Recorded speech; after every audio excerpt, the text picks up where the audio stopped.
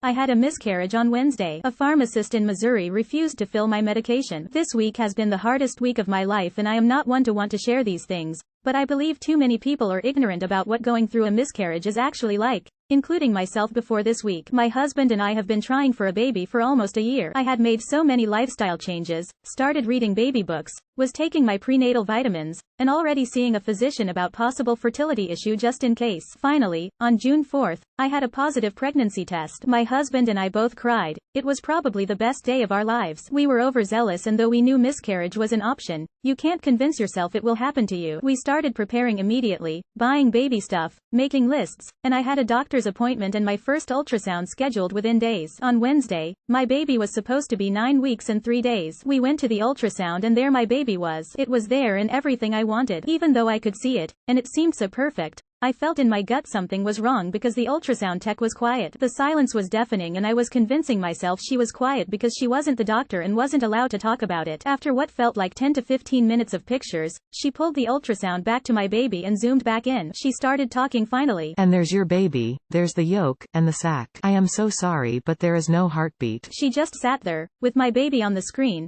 the probe still in my vagina, as I cried, and all my husband could do was grab my leg. Eventually she pulled it out and told me she would be back with a doctor. We sat in there for 20 minutes, crying. I spiraled through all the emotions possible: grief, anger, fear, guilt, and denial. I almost convinced myself that once the doctor saw the pictures he would know the baby was fine, and the technician was wrong. The doctor came in and confirmed the baby was not viable. They are able to tell in 2 ways. One, by some measurement, I cannot remember what it was, and by not having a heartbeat. My baby was not viable for both reasons. The doctor talked with us for a long time and was very kind, but it was so confusing and hard. Miscarriage is confusing and not enough people talk about it. He told me I had a few options. 1. Wait to see if my body miscarries by itself. I was not showing signs of miscarriage, and my baby was still there. He said this could take weeks, and if the process begins it can take weeks. He said if I do this, I need to monitor for heavy bleeding, extreme pain, cramping, fevers, shortness of breath, and chills. I asked, well, isn't miscarrying going to produce heavy bleeding and extreme cramping? His answer was yes. Then how do I know if I need to go to the emergency room? He said, well, go if you think you need to. If my body did not miscarry itself, I could get sick from sepsis and would put myself at risk and possibly need more emergent care. 2. Take a medical intervention, misoprostol. This will cause the miscarriage, and most of it will be done between 24 and 48 hours. 3. Do a D&C, a surgical procedure to remove all the tissue. The doctor scheduled me an appointment for the very next day to figure out what we wanted to do. The next day I was with a new doctor to me, but a doctor that they specifically chosen because she had dealt with this with patients before, and she told me she has went through it herself. Wednesday night, I had extremely cramping and heavy bleeding. I believed this was likely my miscarriage, and it had happened naturally. I told the doctor what had happened, and again realized I knew nothing about miscarriages. She said it could have been some of it, could have been none of it. She said I still had the option to wait it out naturally, but again this could lead to its own risks. We talked through all the options again, and my husband and I agreed the misoprostol was the best option. This way we would know it was done and wouldn't have to live in fear waiting. And to be honest, I couldn't live with knowing my dead baby was inside me any longer. These are abortion pills. These are what you take when you need an abortion. Let me tell you why I fucking know firsthand why no one uses this shit. Was birth control. I was so scared to take these pills. Expect extreme cramping and bleeding, but also go to the emergency room if you have extreme cramping and bleeding. It was all so confusing. Be wary of fevers, chills, shortness of breath, dizziness.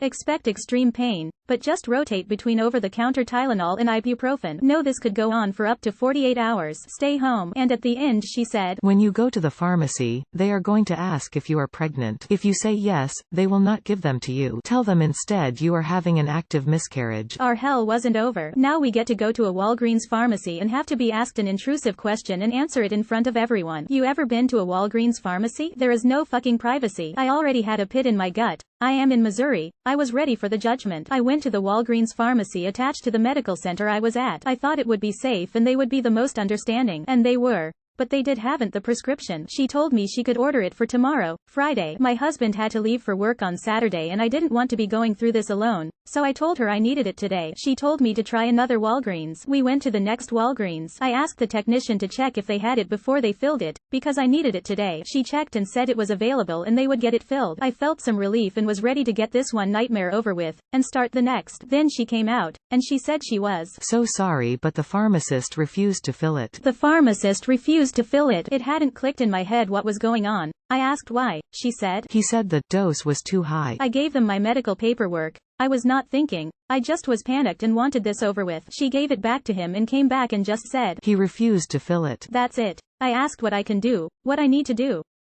She said she didn't know, there was nothing. To be honest, I cursed and I cried. I am embarrassed, but have I not fucking been through enough?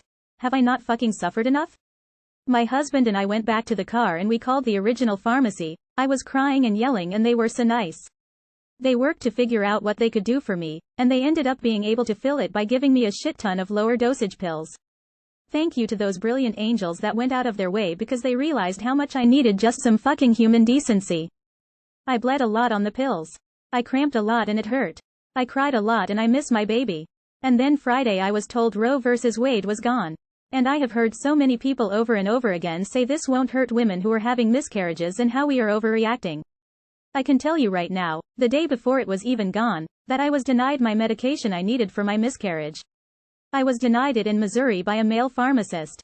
Right now, it hurts too much, but I am going to call and get his name and file a formal complaint, but this will not end. This will get worse. I am so scared to have a baby now. This process hurt so much and was so evil and such a fucking nightmare. And now it will be worse. I am so scared of how I will be treated if this happens again. We don't deserve this, no one deserves this. I was always pro-choice because it's none of my damn business what other women do with their bodies. But I wanted to share my story, because so many people keeping fucking spouting how this won't affect women who have miscarriages. Fuck you to every single one of those people. Lastly, I want to say thank you for everyone's kindness. After this situation and then all the Roe vs. Wade discussion right afterwards, I was feeling very negative, helpless, and alone.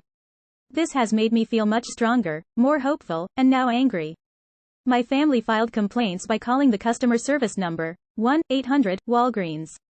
The address, date and time, details of the incident were provided to Walgreens in the complaint. There was only one pharmacist on staff at this time from my knowledge.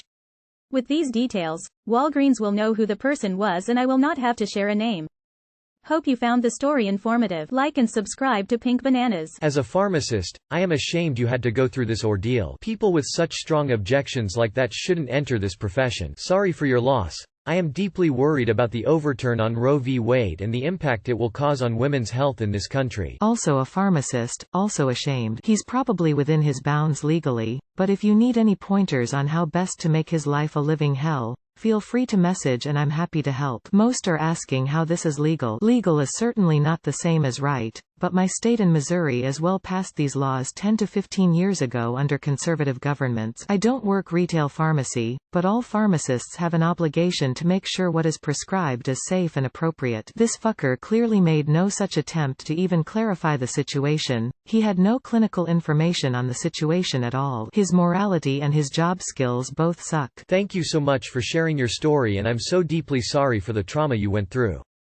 My heart breaks for how you had to suffer through this ordeal with our completely fucked up healthcare system. That pharmacist is a degenerate, awful, cruel person and needs to face repercussions. Good on you for taking action to hold him accountable.